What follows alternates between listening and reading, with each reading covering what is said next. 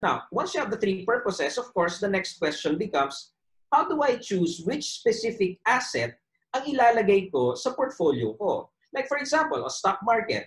Kung gusto kong pumasok sa stock market, aling asset doon ang dapat kong ilagay doon sa portfolio na gagawin ko kung ang purpose ko ay capital gains? There are many strategies to actually go about that, but the simplest one, and the one that I would really recommend people to start with, is simply to use time value of money calculations. Parang you use a calculator, and what it does is you figure out how much you actually need to earn so that you can already shortlist the type of stocks that you will look at in order for you to actually reach your goal.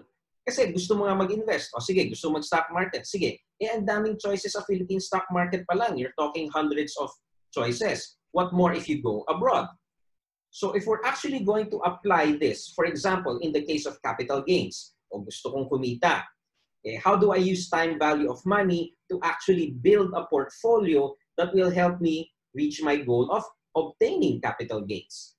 So with time value of money, it's actually simple. You just look at 4 factors. You have to answer 4 questions in order for you to discover what type of company you should be investing in.